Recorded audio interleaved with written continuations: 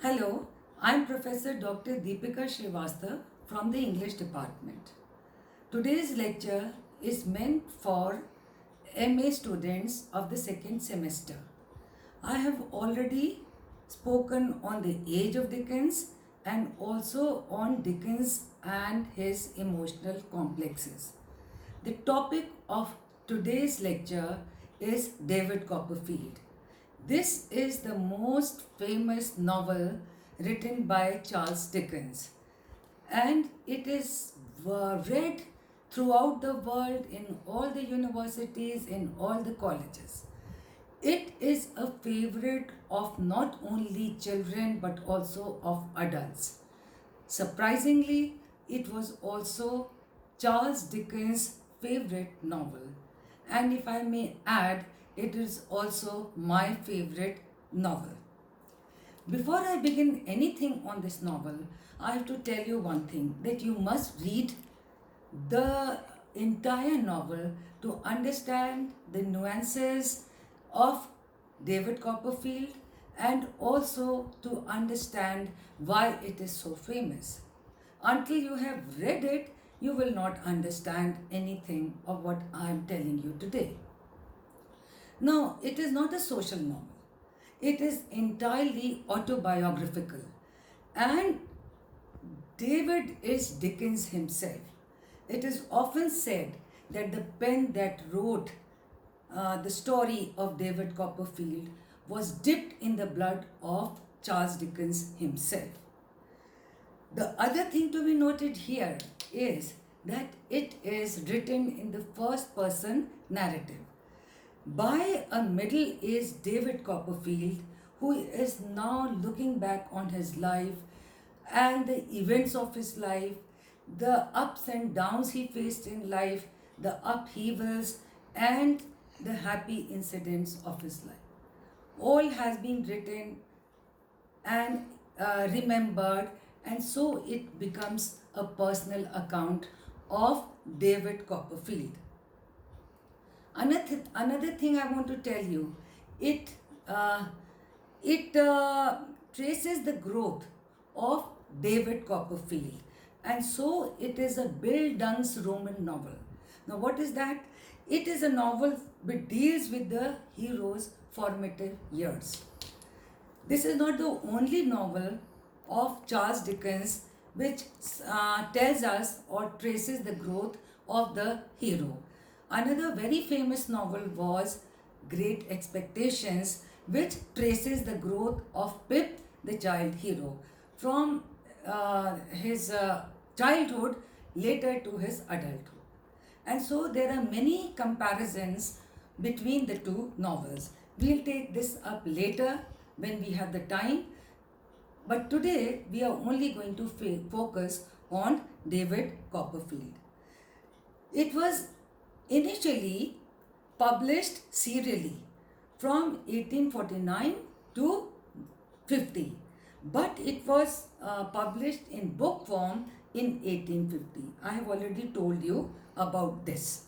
Now, it is also the story revolving only and only on David Copperfield, and so is the title of the novel very apt, because though there are many other characters, like you have Dora and you have Agnes and you have Peggotty and you have Ham and you have little Emily and you have Creakle and you have so many other characters, but the only concern of Charles Dickens was the child earlier and then the later adult David Copperfield. Now, many other writers have also written on the agonies children suffer. Charlotte Bronte, I hope you have heard about her, and her very famous novel was Jane Eyre. She also recounts the tribulations, the trials, the sufferings of the heroine Jane Eyre. And she was not alone. There was another writer by the name of George Eliot, and she wrote about the problems faced by Maggie Tulliver, the heroine of The Mill on the Floors. So Charles Dickens was only taking forward this trend of writing about the problems children faced. Now, the first thing I have to tell you is, in brief, the plot structure, or so to say, the summary of the novel. Until unless you understand what the story is about, there can't be any critical analysis of the novel. So, let us see what happens. In the beginning, we find that David is in the company of his mother, whose name is Clara Peggotty. Clara Copperfield. And there is another maid who is Clara Peggotty. That is why I got confused. Now, both these women, they were providing warmth, affection, love to this child who was born a few months after his father expired. Now, we all know the hardships faced by children whose father are no more there in the world to welcome them or to look after them. So, you can understand the problems David felt and experienced right from his birth. Now, in the beginning, we see that he has a very comfortable life, as was in the case of Charles Dickens. Initially, Charles Dickens also had a nice life, comfortable life with his mother and his sister Fanny, which I have already discussed in my lectures earlier. Now, Peggotty, who is like a foster mother, she takes the child to her hometown at Yarmouth. And here he meets Mr. Barkis, who later becomes Peggotty's husband. He also meets Mr. Peggotty, Clara Peggotty's brother, and his two adopted children. One is Ham and one is little Emily. Soon after the visit, they return, and there he sees that his mother has already married one Mr. Murdstone. Now, the name itself gives us images of a stern, cruel, selfish man, Murdstone. And he is not alone. He comes with the baggage. His sister, who is a spinster and as bad and ill-tempered as Mr. Murdstone, also comes along. And together, they make life hell for poor David Copperfield. Now, his mother, as it is, she is a weakling and she is not keeping well. So, after his return, David is sent to a boarding school which is called Salem House. And this is run by one Mr. Creakle, who is in charge of the boarding house. Here he meets a very cultured boy by the name of Steerforth, who becomes his companion. And there's another jovial boy, a fattish boy by the name of Tommy Traddles, who is always beaten there, bullied there. But anyway, these were the two people, two boys who gave him some company, and he could forget the problems he faced at home, and for the time being he forgot Mr. Murdstone and his sister Miss Murdstone. Now, in the meantime, he gets this devastating news that his mother has expired, and so he had to rush from school to attend the funeral. This was the saddest point in his early life.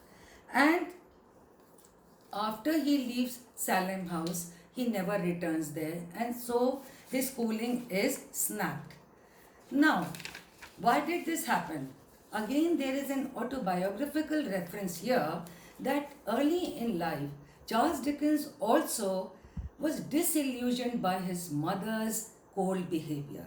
She was the one who, instead of pampering the child, looking after the child, became cold, and she was the person who sent him to the blacking factory. And so he thought that mothers should be projected in this manner. There is no need to project them any further in his novel. The other thing is that he did not have any uh, any love for family members.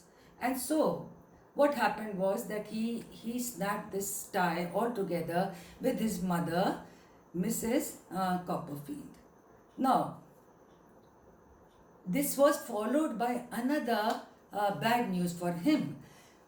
His foster mother, Peggotty, was fired by his stepfather, Mr. Murdstone, and she had to return to her family home at Yarmouth. Anyway, uh, he and this maidservant lovingly maintained an association by meeting off and on and by keeping up a correspondence. Now, after this, Murdstones, both sister and brother, they began their cruel behavior, which was even earlier very cruel. So now you can imagine how cruel they both began. And this is taken from Dickens' own life, which I have already discussed. Now, to make matter worse, he was sent in a warehouse owned by Mr. Murdstone in London, where he had to work and fend for himself. Right?